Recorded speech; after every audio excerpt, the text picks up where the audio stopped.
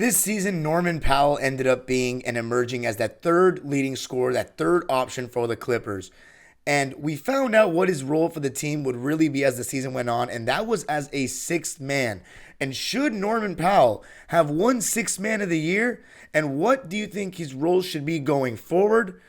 Gonna be talking, and what was his player grade for the season? Gonna be talking about all things Stormin' Norman Powell on today's Locked On Clippers. You are Lockbirds, your daily Los Angeles Clippers podcast, part of the Locked On Podcast Network, your team every day.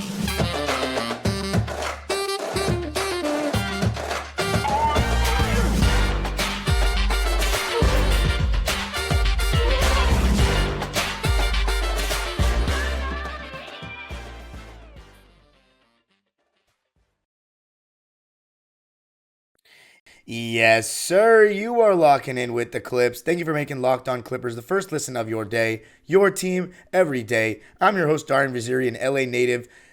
Just finished my 18th season as a Clipper fan. You can also follow me on Twitter, Instagram, and TikTok at DimeDropperPod and subscribe to my own YouTube channel, Dime Dropper, for even more Clipper, LA sports, and NBA content. Been going live after every single night of the playoffs. And of course, Locked On Clippers is free and available on all your favorite podcasting platforms, including YouTube. And I want you to comment on today's pinned question. It's going to be a two-parter. Whether you think Norman Powell should have won Sixth Man of the Year and what your player grade for him was, or what your grade for his season was, his first full season with the Clippers. And this episode is brought to you by Bird Dogs, the most comfortable legwear in the game right now. But Norman Powell, let's talk about him. So first, let's look at his season. In the beginning of the season, like in training camp, Norman Powell said some things that I was a little worried about. He said that he wanted to be an all-star. He wanted to prove that he was a starting shooting guard on this team. Mind you, this is a guy who came to the Clippers last season, was fantastic right off the bat, and then got injured and missed basically the rest of the season, came back right before the season, and was, amazing. Let's look at it. I'm going to go back and look at the exact stats. But in 5 games with the Clippers, 21 points, 3 rebounds, 3 assists on 51% shooting and 54% from 3. So that was just a little bit unreal. Those were not going to be his stats this season. But I was kind of worried if he wanted to start and he was going to try to force things. And he started 8 games. Many of those were in the beginning of the season. And he just did not look like himself. I remember everybody saying this guy, some people, not everybody, some people saying overreacting early in the season, especially against those 2 OKC games. People were like, he's terrible. He's forcing it. He was forcing it, though. He is going to take away from other guys. We shouldn't have gotten him since we got John Wall. All these things, we got to trade him. Some people were saying, I was like, guys, relax. Let's see what happens. But he was not playing well, and he wasn't playing with urgency, and he wasn't defending. And then Ty Lue moved him to the bench. And mind you, that was part of the whole 3-guard lineups problem too, where Norman Powell playing alongside 2 other guys that couldn't really guard very well. And then everybody would just look bad. But when he started coming off the bench, you started to see a change in Norman Powell. And I'm going to take a look at his splits right now, his game log. Because the month of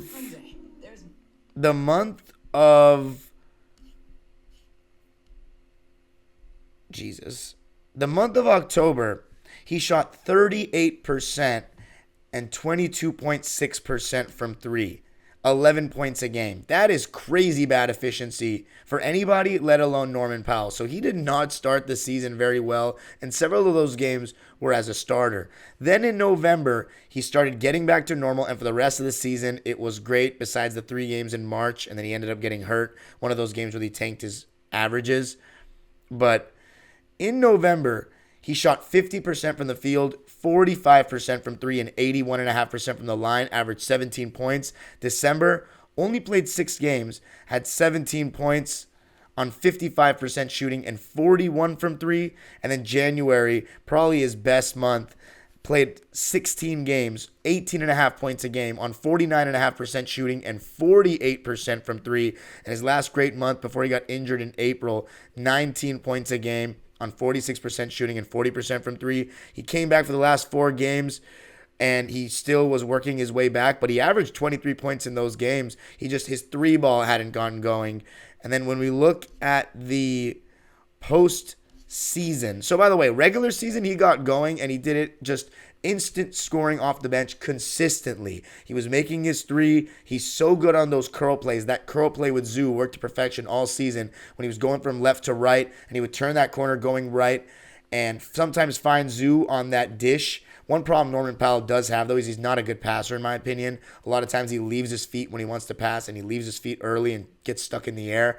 But when he's going right, he finishes about everything, really good at finishing through contact. And one thing I found out about him this season, having him on my team for the full year, he was the best player on the team in getting fouled. I mean, the guy is an absolute foul baiting king.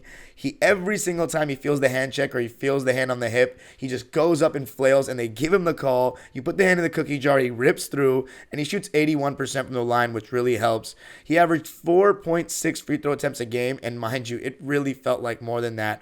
But he finished the season leading the league in bench points for any bench player that played, I think, started less than 10 games, because Jordan Poole came off the bench in the end for the Warriors, but he played 43 games as a starter, averaged 20 points. Norman Powell, I remember seeing towards the end of the season, he was leading all players in bench points, 17 points a game for him on the season on 48, 40, 81 splits. So just 2% more from the field, and he would have had a 50, 40, 80 season. So Norm was amazing in his role. It really hurt us when he went down.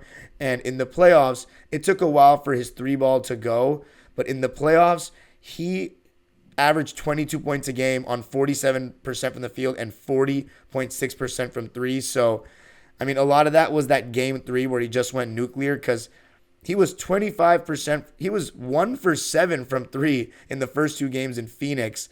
And he was 2 for 6 from three in game 4. But game 5 and game 3, where he was 7 for 12 from 3, that game I went to where he had 42 points, that really helped his averages for the series. But games 5 and 3 was really good. Honestly, though, games 2 and 4, he wasn't good enough. Game 1, he was fine. I mean, 14 points off the bench. He did what he needed to. But overall, really good season for Norman Powell, in my opinion. What's his grade? Should he have won Sixth Man of the Year? Gonna wait to talk about that coming up. But before I do that, I got to tell you about Bird Dogs, the most comfortable leg wear in the game. You know, when I wear Bird Dogs, I can do so many things all at once. I can go to the gym in them. They're that comfortable. The stretchy fabric makes it, feel like you're kind of wearing sweats material, but even more comfortable. And they also make my legs look great, comfier than any other shorts and pants. They're not too tight. They're not too loose. And I feel great wearing them. And even after the gym, you can go take a walk. You can even hoop in them sometimes. And it looks good enough to wear to see someone, even when you're not trying to look too cool for school. And Bird Dogs is something that I think you should really look for as well. It's all about fit and comfort with Bird Dogs. And you can wear it, as I said, in a variety of settings. So go to birddogs.com/LockedOnNBA, and when you enter the promo code LockedOnNBA, they'll throw in a free custom Bird Dogs Yeti-style tumbler with every order. That's Bird Dogs, the best in the game. All right, so looking at Norman Powell, should he have won Sixth Man of the Year? In my opinion, he was on track to do so. The one thing that was really hurting his case was that we weren't as good as advertised. And when we come to talk about those regular season awards in the NBA, a lot of it is based on what your expectation was before the season. If your team is achieving expectation or surpassing it, you are going to be eligible for awards. That means Coach of the Year. That means MVP. That means Defensive Player of the Year. For example, is a coach whose team underachieves based on the expectations placed by the media or by the fans, the general public, before the season win Coach of the Year? It never happens. It's always a coach that does better than expected or was expected to do a great job and does well. So, let's use this year, for example. Mike Brown. I wonder why he won Coach of the Year. I guarantee it's not because the people had the Sacramento Kings finishing with home court advantage on their bingo cards. I can guarantee you that. Then, as I said, the other scenario, last year, a team that was predicted to do well, did very well, had their best season in franchise history. So Monty Williams won Coach of the Year. Year before, Tom Thibodeau His team was not expected to be the 4th seed. The Knicks came out of nowhere and got it. So Tom Thibodeau was the coach of the year. You see where I'm going with it? So it's the same for most awards like MVP. I mean, I think the 76ers, for example, this year was the MVP award's gotten a little too ridiculous for me. But this year it felt like Embiid, even though he had an amazing regular season, it felt like he got it because he hadn't gone one before, and Giannis and Jokic had already had 2, and it was such a close race. But last year, for example, Jokic got it because MPJ and Jamal Murray were out, and he still led them to the 6th seed and was putting up amazing stats. So again, doing better than what the media expects. Those things matter, and if your team does. And the Clippers weren't. So who would have won 6th man if not him? I mean, Malcolm Brogdon was the eventual winner, and the Celtics were the 2nd seed, better than the Clippers. But I'm going to be a little biased to Norman Powell. I think, though, if he had stayed healthy, we win 1 or 2 more games, maybe finish as well as the Suns or 46 wins. But the Clippers, having the expectations that they had going into the season, it wasn't very likely that Norm was going to win 6th man. But I was really starting to think he was going to win because he was leading the team in bench points, and we started to play better basketball. But when he got injured and had that shoulder injury, that kind of took his chances away. Because, mind you, he got injured on March 2nd, and then he came back on March 29th. So he missed 27 days of basketball, and he played only 6 games before the season ended. He was shooting efficiently, especially in like those last 3 games. He had 20. He was not shooting well, and then the last 3 games, it started against the Lakers when he had 27 points, such a big game for him. Then 23 in the Fan Appreciation Day I attended. And then 29, the last regular season game against Phoenix. So he ended the season well, but that chunk of games, you miss, he missed what, 22 games? Yeah, see, so it's not even just Paul George and Kawhi. We talk about Kawhi missed 30 games. Paul George missed 26 games. Norman Powell, who's our 3rd option, I'm saying, missed 22 games. So it's not like it wasn't just our stars that were injured. We had injuries all throughout the season. I guess because Kawhi Leonard and Paul George were healthy at the time that Norman got injured, it didn't feel as big. But man, it is big when you really look back at the season in retrospect. But Malcolm Brogdon, he didn't start 1 game, and he played 7 more games than Norm, so that gave him the edge.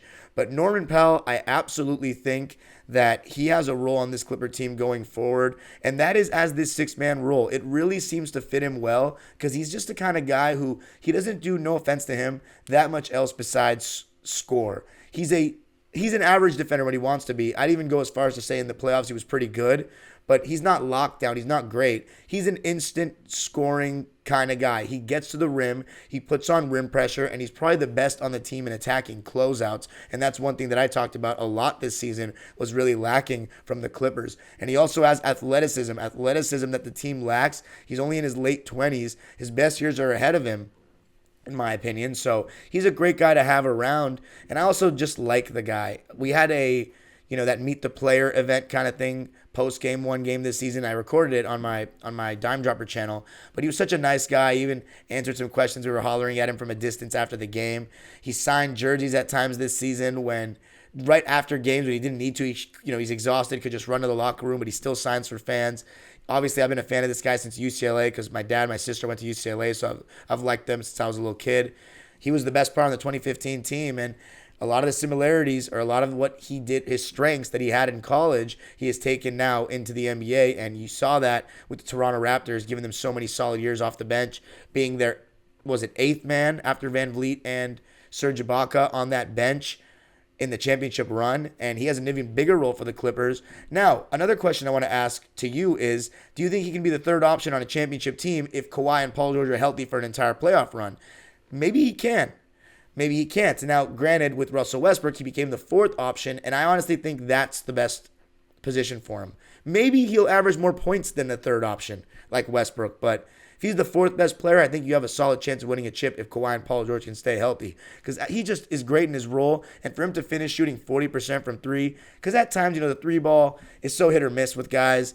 He overall, just to shoot that percentage for the whole season is great, and yeah, I'm all for Norman Powell being back, and he is on a contract on a pretty friendly deal, I might add. Only getting paid around 18 to 20 million over the next 3 years. We have him until 2025, 26.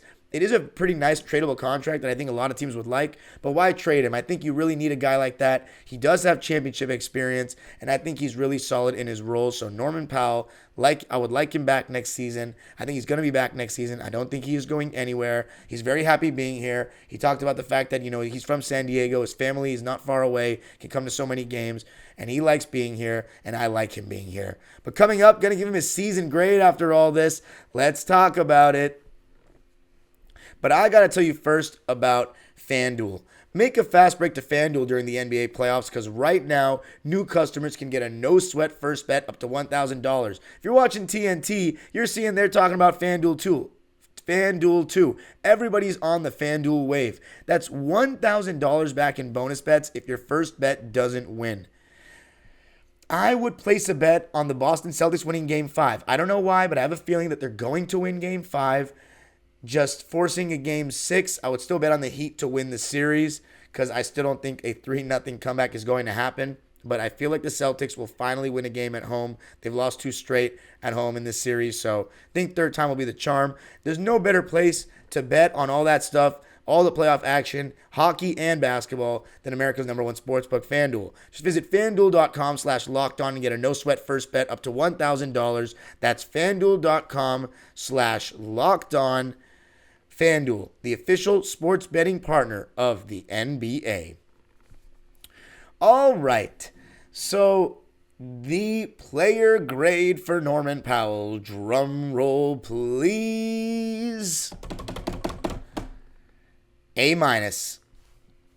What you want from Norman Powell, you got. You did. Could he have played better in one more game in the playoffs? Sure. We weren't beating the Suns without Kawhi and Paul George. Norman Powell gave us what we needed. He did things on the team that other guys didn't do. Get to the basket. Get to the line. Our 2 biggest weaknesses offensively, he checked off those boxes. Even if you want to add a third, attack closeouts, he checks off that box. His foul baiting is just honestly refreshing. Reminds me of Lou Williams a little bit and Chris Paul, the other 2 really good foul baiters we've had. But I like having him on the team, as I said. He's really an improved shooter. I'd like to see him still take that mid-range shot more. The thing about Norm is his weaknesses. As I said, defensively he can be hit or miss, but when he's on in terms of effort, which is more often than not, I'd say, he's pretty solid. He's decent. I think the thing with Norm is he's so right-hand dominant. His left hand, he sometimes has some nice finishes, but he still struggles to go left, and teams know that in the playoffs. So many great players, even all-time greats, have not had great weak hands. That's not a crazy thing. Count how many left-handed layups Joel Embiid made in the series against Boston. You'd be surprised. But Norman Powell, he's very right-hand dominant, and that's fine. One thing I liked, there was a good counter on that curl play. When teams try to shoot the gap, he would go the other way and pop out for a left-wing 3. I thought that was a really good counter. But that curl play with Zoo on that dribble handoff, with him coming left to right, is so hard to guard because he's like a little running back. He turns that corner, gets a shoulder into you. He's so strong, and he has really good touch, soft touch around the glass, sometimes putting that thing high off the glass, and really good at finishing through contact and using the glass on those finishes. So Norman Powell, as I said, and he sometimes has those nuclear dunks when he's, has a full head of steam attacking a closeout. And one thing I also like, he helps us in the transition game, in which we are not good at. So things that could, if we want to get a younger, more athletic roster, he fits into that mold. Because even though he's in his prime. He's not like a young stud or anything like that anymore, but he's still pretty athletic. He can get up, and we need guys that are going to be willing to run. And Norman Powell is absolutely that. As far as off-ball movement, he doesn't really move much spontaneously, really only in set plays, as like that curl play, for example. But, that's a big weakness in today's game, in my opinion, is spontaneous off-ball movement. But beggars can't be choosers. I'm not asking for too much. I think Norman Powell does what he needs to do. I think he did what he needed to do. Let me know if you agree with the ranking, or the rating, I should say, the grade. A- for me. 17 points a game on those splits. Like, the only thing that sucks is he missed 22 games. But, oh, man. And he's on a pretty solid deal. Like, I would definitely keep him next season and see what happens. I think he can have an even better season, honestly. But I think that's about what he should have, average-wise. My only hope is that he can play more than 60 games. If he can give us 70 games, that's huge. Because even in the games that Kawhi and Paul George don't play, that's when you really get to see Norman Powell have the green light and just get off. Like, he had some great games this season, like that one against Portland on the road when we were really struggling to win games early on without Kawhi and Paul, and he just went nuclear. So Norman Powell, first full season with the Clippers, I thought it was awesome, and I look forward to the second full season with the Clippers and his third one overall. Let me know what you thought of the episode. Again, keep giving me suggestions for episodes and questions throughout the summer, but you can follow me on Twitter and Instagram at DimeDropperPod. Subscribe to my own YouTube channel, Dime Dropper, for even more Clipper and LA sports content. Make sure to subscribe to this channel and hit the notification bell so you know every single time we post a video. And let me know what you thought. What did you think of Norman Powell this season? What was his player grade? And I forgot the other question I asked at the top of the show. It was a two-part question, but you can answer that one as well. The age-old proverb continues, go Clippers.